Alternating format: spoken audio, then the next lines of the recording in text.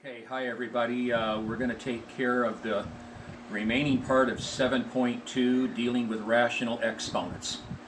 Now to the board right away, just a review from the first video, from part 1 of 7.2, we looked at two different types of exponential expressions that are dealing with rational exponents. The primary one, the initial one, a to the 1 over n. Just to review what the functions of each part of that expression are, the base of a becomes the radicand of the radical expression. The denominator of n, the denominator is always the index, and the numerator, it's always the exponent. I didn't put the exponent on this one because it doesn't need it. Type number 2 was a to the m over n, precisely an exponential expression where the numerator of the rational exponent is not 1, when it is an integer greater than 1. And it actually is the same rule as type number 1. The base of a becomes the radicand, the denominator of n is the index, and the numerator of m becomes the exponent.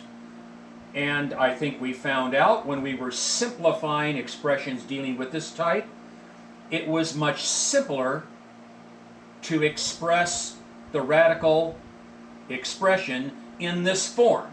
It made it much, much easier to simplify. Now there is a third type, and we'll go to the side wall right over here just to point out the rule. And then I've got the examples that we're going to do back up here on the original board. This one is not going to need any proof per se. It really is the rule of negative exponents when the exponent that we're looking at represents a rational number. We are defining a to the negative, and I am saying negative, a to the negative m over n. And the reason why I'm saying negative, because m over n represents always a positive rational. M over n will always be positive, so if a negative sign is to the left of it, we in essence can say we're going to define a to the negative m over n. And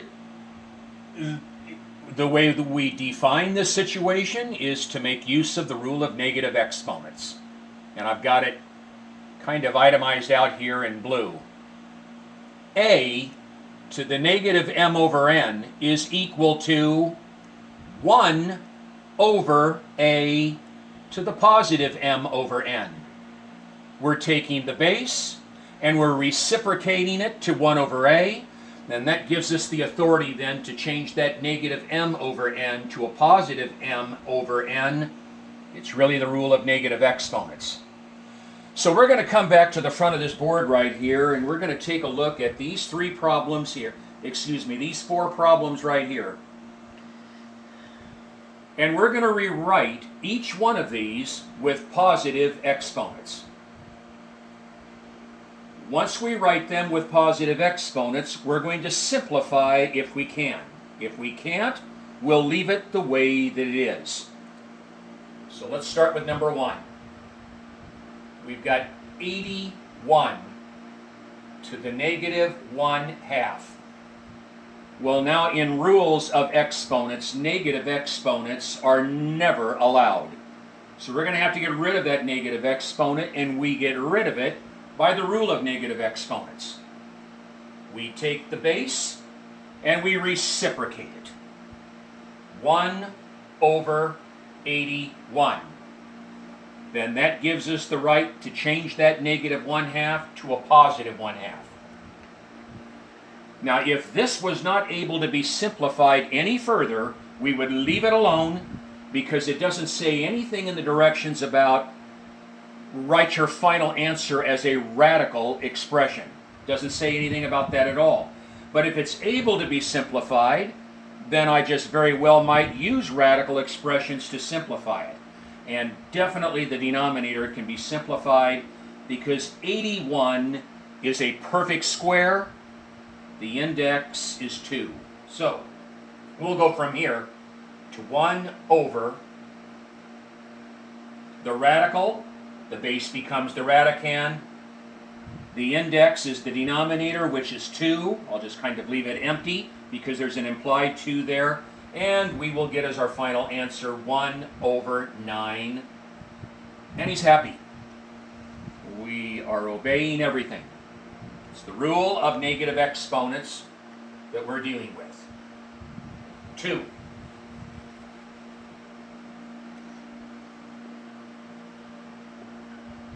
(27) to the negative 2/3. Not good. Let's reciprocate the base. 1 over 27. Then that gives us the right to change that negative rational to a positive rational, 27 to the 2/3. I think the eyes should look at the base, and the eyes definitely should be looking at the denominator because the denominator identifies what kind of a root we're going to have. It's a cubed root, and 27 is a perfect cube. So we'll use radical expressions to simplify. 1 over 27 becomes the radicand. The denominator of 3 is the index.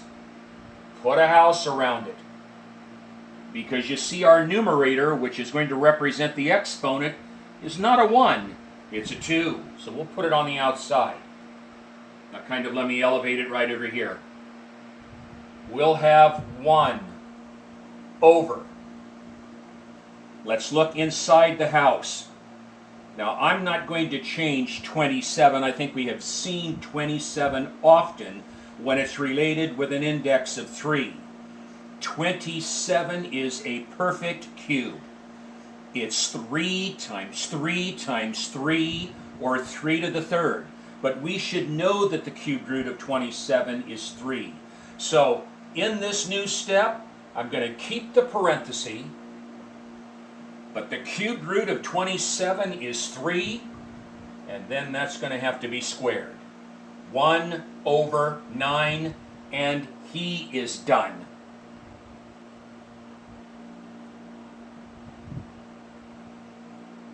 Again, if we wouldn't have been able to simplify, we would have left the problem as it was, just as long as it had a positive exponent. Now let's be careful on number 3. That is not negative 16 to the negative 3/4.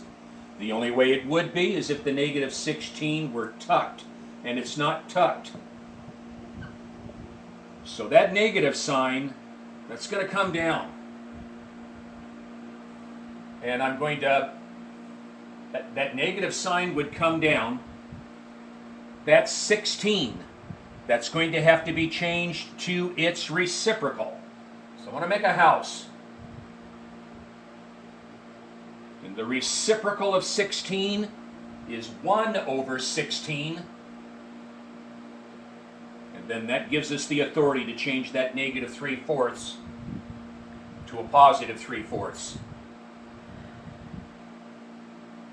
Look at this base. And look at its friend. Its index. It's the 4th root.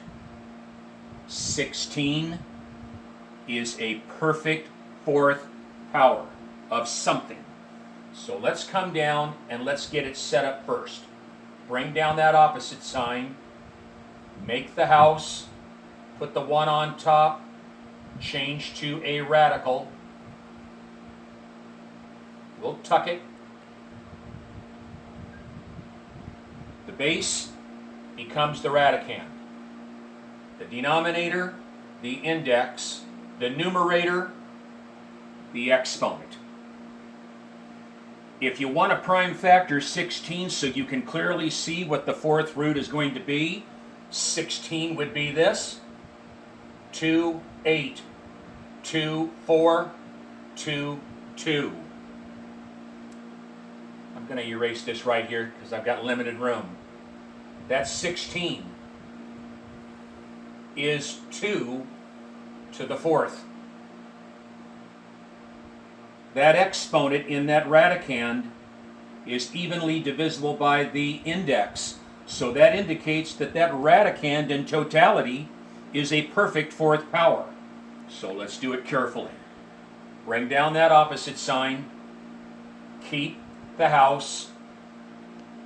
Put the 1 on top over the fourth root of 2 to the fourth is 2, because we bring down that 2 and we divide that exponent by that index and we'll get 2 to the 1, or simply 2, but then that 2 is going to have to be taken to the third, which will give us then, I'll bring over that negative sign right here, make that house, that'll give us 1 over 2 to the third is 8, then the opposite of 1/8 is a negative 1/8, and he's happy.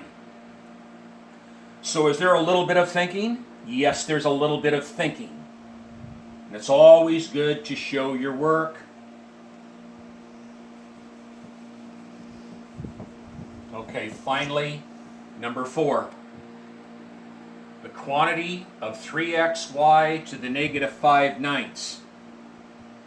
We have to change that base to its reciprocal because the exponent is negative. So it will become 1 over 3xy. Now that gives us the right now to change that negative 5/9 to a positive 5/9, and there isn't any more simplifying that can be done. Because 1 over 3xy, that's simplified all the way. Your index would be 9, and we don't have nearly enough of the 3's, the x's, or the y's to do anything with that. Now actually that 5/9 can stay right where it is. Let's put it where it really belongs. Tuck that and put that 5/9 there. I could put the 5/9 outside there. It's the same thing. So those are some examples that deal with the third defined statement of a to the negative m over n, where you have to use the rule of negative exponents to generate your answer. Now, people, after we have taken now a look at these 3 defined statements, we're going to turn our attention to the rules of exponents that we looked at back in chapter 1, section 6. The product rule of exponents. I'm not going to read it. You can look at them. You would agree with me on all of these. The product rule of exponents. The quotient rule of exponents. The power of a power, the power of a product, and the power of a quotient.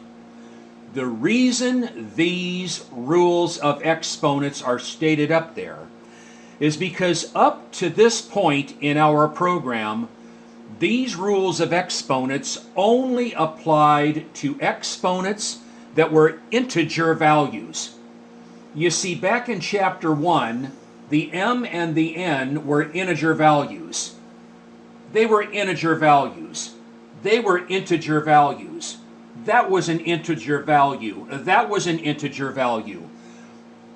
But, people, these rules of exponents apply just as much as when m and n are rational exponents.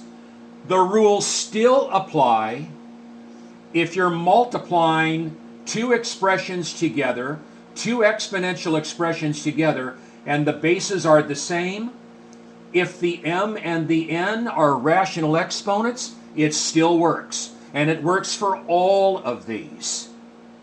So we're going to examine some problems that deal with these rules of exponents, but the difference is the m and the n are going to be rational exponents as opposed to integer exponents. And we're going to look at 4 of them. And up there on the top, it gives us the direction. Simplify these expressions with rational exponents.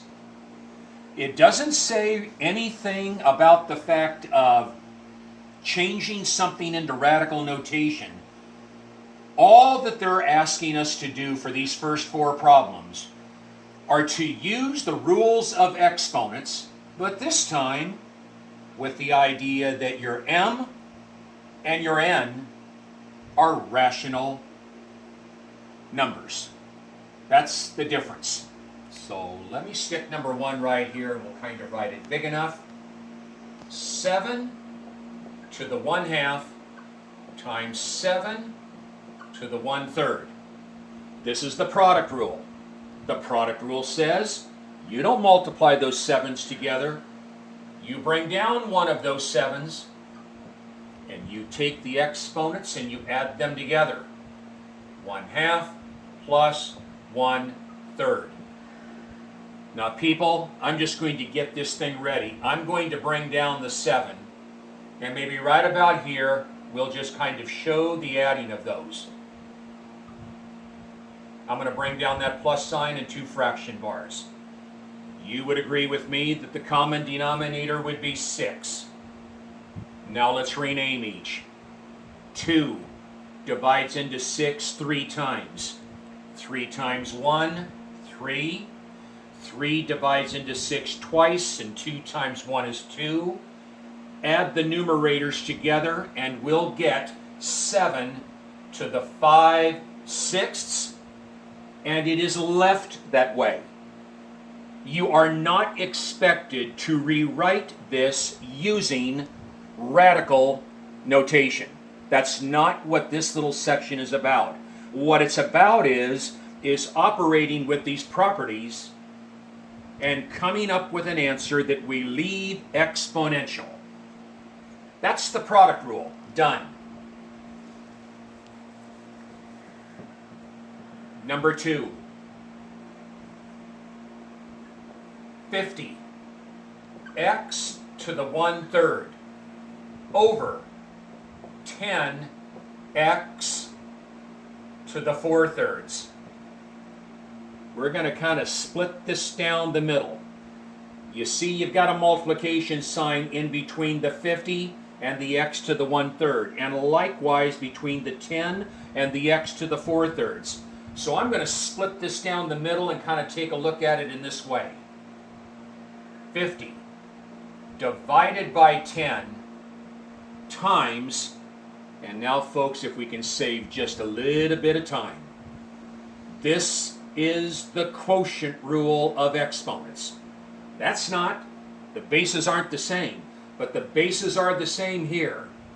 So we're going to bring down an x, and we're going to take the exponent on top, and we're going to subtract it by the exponent on the bottom. We're going to get 5 times, bring down that x, and let's subtract. The denominators are already the same. So we'll take the first numerator and subtract it by the second one, and we'll get x to the -3/3, which would then come down and give us 5 times x to the -1, because -3 divided by +3 is -1. But you people know that negative exponents are not allowed. So I'm going to bring down that 5 and maybe write it as 5/1 times, and now we'll reciprocate that base. and that would give us the right to change that -1 to a +1. You can put a +1 there, or you can just leave it alone. Multiply across, and we'll have 5 over x, and we'll have our given answer. So what was it in problem number 2? The quotient rule. We subtracted exponents. Okay?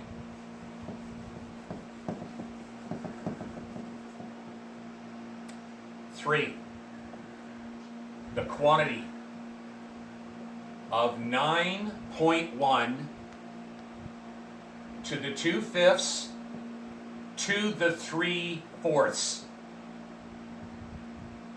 Power of power.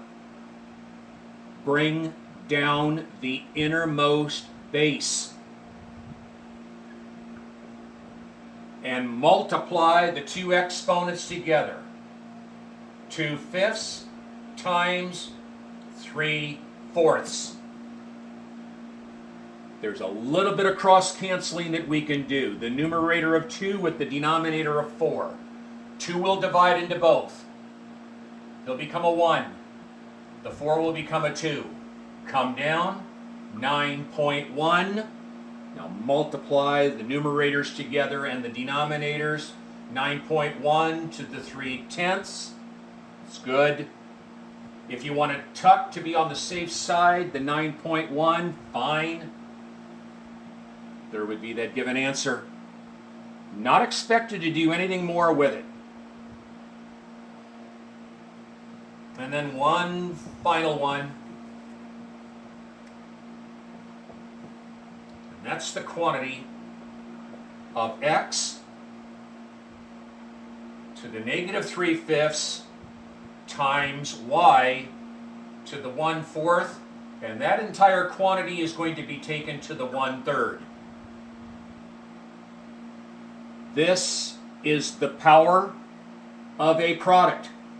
We have two individual factors in here, and each one of these factors, one at a time, is going to have to be taken to the exponent on the outside. So let's kind of write down a little bit of information here. The power of the product says we bring down the first factor. So we're going to bring down that x to the -3/5, and we're going to take it to the 1/3. Let me just kind of pause there for a second. Don't do the following. Don't go using the rule of negative exponents and change this x to the -3/5 and reciprocate that base and everything. Just use the power of the product rule, like we are showing right here. There's nothing wrong with working with negatives. It's just that our final answer can't have any negatives. Then I'm going to bring down a time sign. Then let's bring down that second factor, and we'll tuck it, and it's going to get taken to the 1/3. Now let's go back to him. Bring down the x. Multiply the -3/5 with the 1/3. Negative times positive, negative. If you can see this right here, they're side by side, they're going to get multiplied together. The 3's will cancel out to 1's. And we'll be left with x to the -1/5 times this one. Bring down the innermost value of y, and now we'll multiply the 1/4 times the 1/3, and that'll give us y to the 1/12. Now is the time to make use of the rule of negative exponents, because we can't multiply them, we can't add those exponents because the bases aren't the same. So we need to use the rule of negative exponents for this one, and he will become 1 over x to the 1/5 times y to the 1/12. Then we can theoretically write it over 1. And now multiply across, and we'll have y to the 1/12 on top and x to the 1/5 on the bottom, and we are done. Cannot subtract those exponents because the bases are not the same. So all we were doing with this section is making use of the same rules of exponents that we used back in chapter 1. Now, there was another reason why we looked at these types of problems in this section and made use of the rules of exponents or the properties of exponents, because that's going to take us now to the very last section of 7.2. And I know that there's a few different sections that we're looking at, but this will be the caboose. This is the last section. And I think out of all of the areas in 7.2, I think these are the key problems. Using rational exponents to simplify radical expressions. So just based on what those words say in that title, we're going to be using rational exponents to simplify a given radical expression. That means the problem that is going to be given to us is going to be a radical expression. And there are 3 steps that we follow when we are simplifying radical expressions using rational exponents. Step 1. This is not a new step. Step 1. Rewrite the radical expression using rational exponents. You can't use rational exponents unless the radical expression gets translated to an equivalent expression using rational exponents. So step 1, rewrite radical expression using rational exponents. Step 2, simplify using properties of rational exponents. If I can just have Kristen come over and just show that again, and I'll make that second statement. Step 2 said, simplify using properties of rational exponents. Those are the properties of rational exponents. We just did some of them.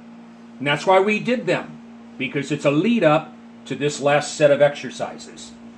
So step 2 will simplify using properties of rational exponents. And then step 3, we will rewrite back to radical expressions if rational exponents still appear after simplifying. Let me translate a bit what this all is saying. Step number 1, we're going to take the radical expression and we're going to rewrite it using rational exponents. Step 2, we're going to simplify that exponential expression that contains rational exponents. We're going to simplify it using the properties of rational exponents. And when the simplifying is done, you look at your so-called answer. If rational exponents still appear, we're going to rewrite that answer back into radical notation. If rational exponents don't continue to appear, then we're going to let it stay the way that it is. Now we'll show you exactly what we mean as we go to these. Now here's number 1. You're going to be given a radical expression.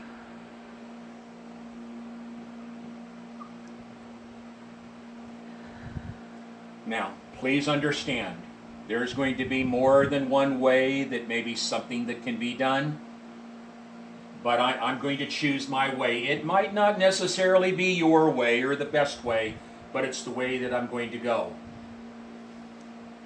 X to the third is my radicand.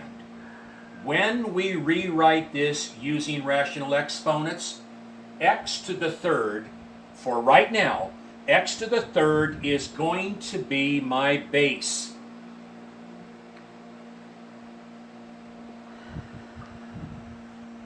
The radicand becomes the base. The index is a 6. The denominator is 6. And in essence, because I only have one of these, my numerator right now will be 1. Now, if we use the power of the power, you see I have rewritten it using rational exponents. Now I'm going to use the correct property of exponents, and it's the power of a power. So we're going to bring down the x, and we're going to multiply the 3 times the 1/6.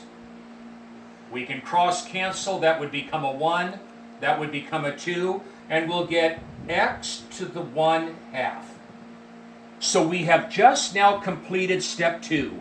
I've used the properties of exponents to simplify, and I've gotten it down to this. Step 3. If a rational exponent appears in your answer, rewrite it back as a radical expression. There's a rational exponent, we'll rewrite it back as a radical expression. The base becomes the radicand. The denominator becomes the index. I can leave it empty right there. You don't need to do anything with the 1. As a matter of fact, you really don't have to have the 2 there. Done.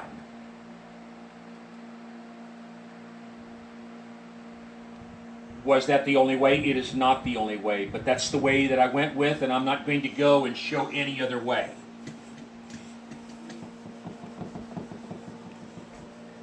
Let's go to number 2.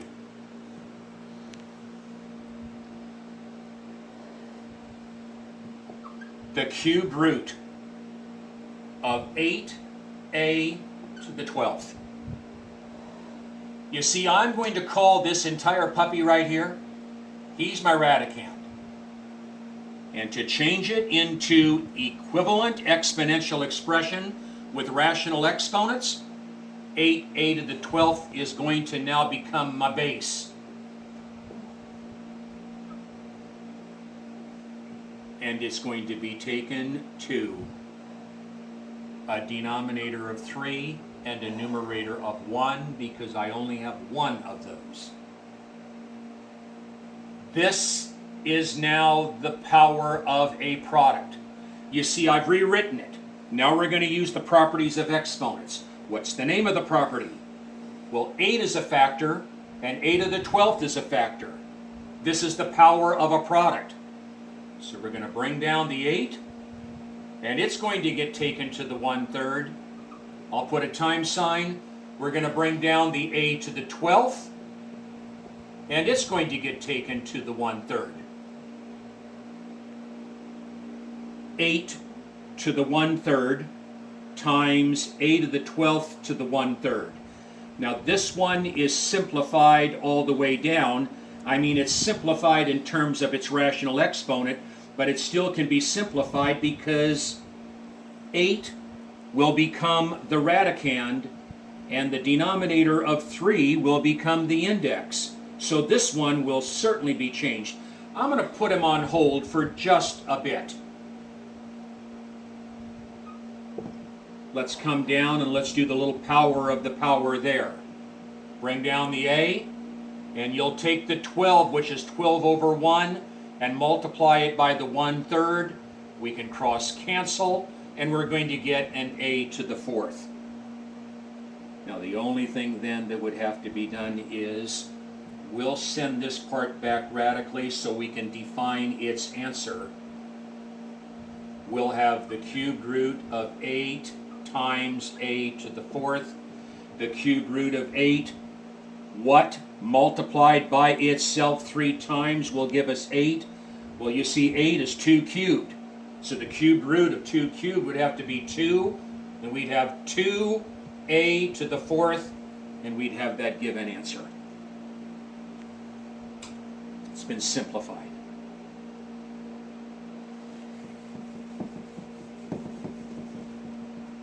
go to 3.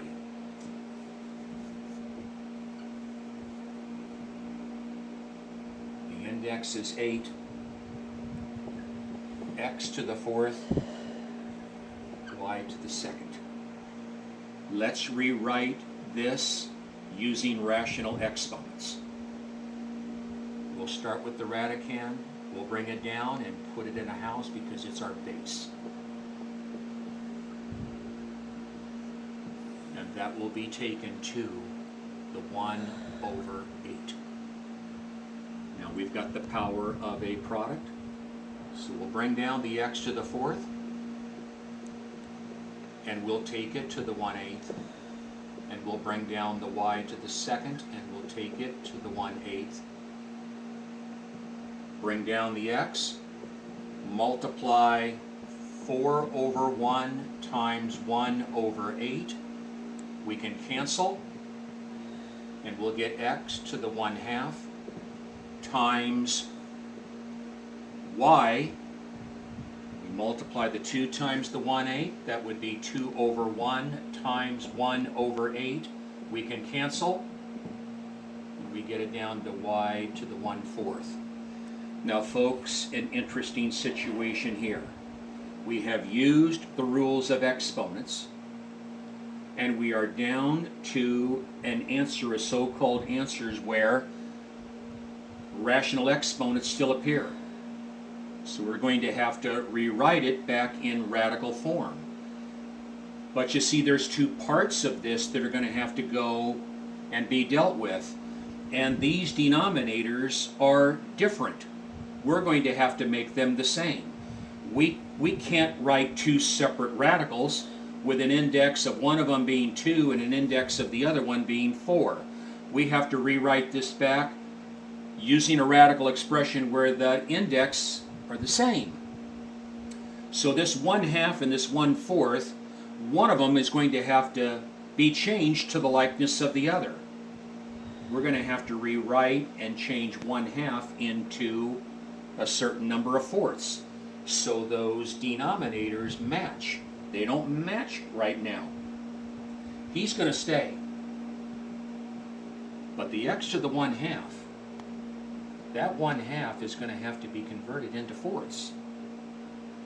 2 goes into 4 twice, and 2 times 1 is 2. So we'll have x to the 2/4 times y to the 1/4.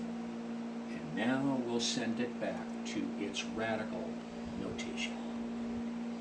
Make the radical. The index, 4. The radicand, well, we'll have an x to the 2nd times y. You don't need to put the 1 up there. That's fine, and that's good.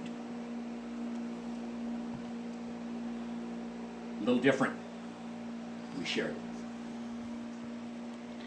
You have to have a common denominator because this is simplified. Can't do anything more with those. But to send it back into its radical notation, the denominators have to be like, because there's only one radical that you're going to be writing down. 2 more. Number 4.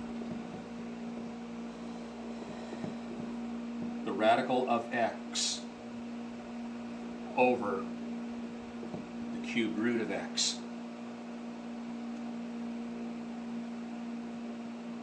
Let's take the numerator and let's rewrite the numerator using rational exponents. The radicand becomes the base. The index is 2, so it would be x to the 1/2 over. The radicand becomes the base. 1/3. Quotient rule of exponents.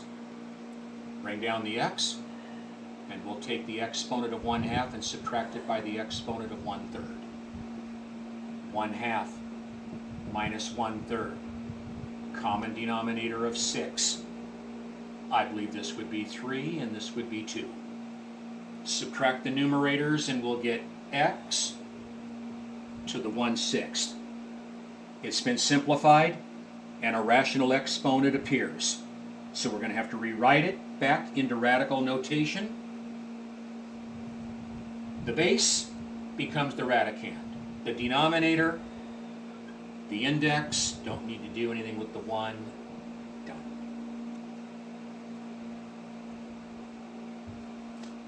One more for the road.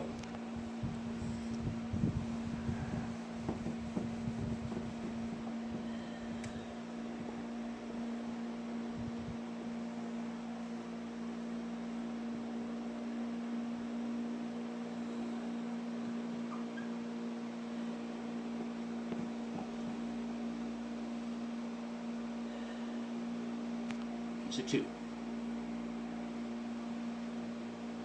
We're going to take this innermost radical and rewrite it using rational exponents. So bring down the large one.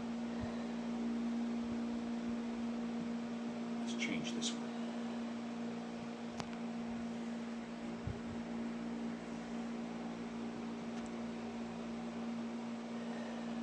All right, keep in mind he's a 2.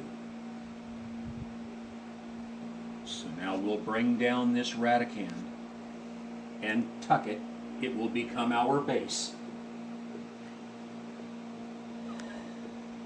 And now it's going to be taken to the 1/2 exponent value. That 2, the denominator, 1 up above. Power of a power, x multiply 1/3 times 1/2, 1/6. We have to rewrite it back now because we can't leave our answer with a rational exponent. It's got to go back to a radical expression if a rational exponent appears in the end. So it'll become the 6th root of x again. We have our answer. So that takes care of 7.2. There's 3 primary defined statements that we talked about at the outset. And then we moved into the properties of exponents, and then we used them to simplify radical expressions. So we'll talk again, but we'll say goodbye to you for right now, and you have a good day. Bye.